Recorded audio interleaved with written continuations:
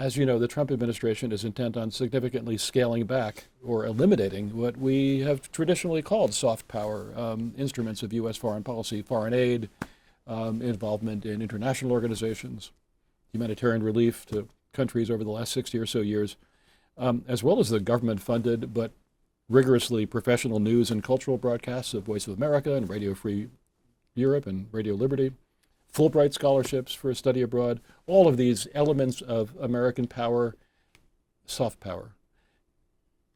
How does that change the ability of America to, first of all, reputationally, but also our ability to bring along the next generation of leaders around the world to be friends of and supporters of and allies of the United States? Well, or am I overstating the case? no, you're not, because I'm a trustee of the American University of Iraq in Sulaymaniyah, which imparts American values to all these Iraqi kids and Kurdish kids and so on. And so, it's like anything else.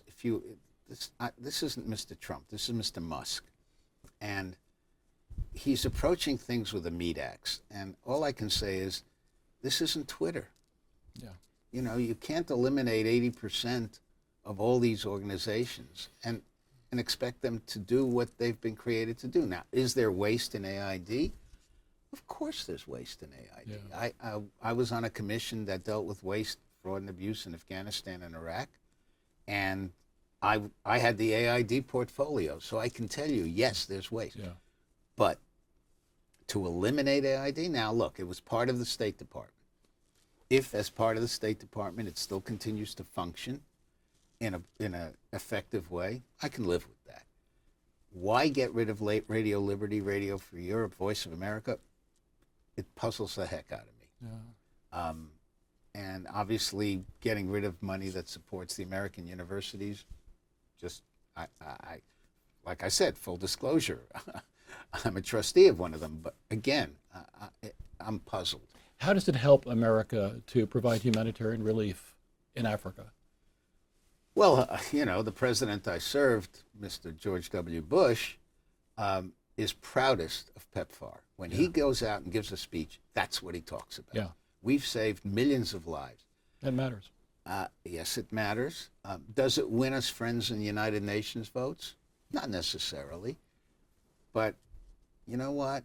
Saving somebody's life is a pretty big deal. Yeah, the right thing. And the next generation of leaders of these countries may believe that they have a friend in the United States. Maybe. You never know. I mean, let's face it. Mr. Orban was on a George Soros scholarship at Oxford. He's not exactly a fan of George Soros. So you never know. But let me put it this way: if like they say about lotteries, you can't win if you don't play. Yeah, and the Chinese are playing. And the Chinese are playing big time. So if the United States pulls out of UNESCO, for instance, that leaves Wherever the field we open. pull out, Yeah.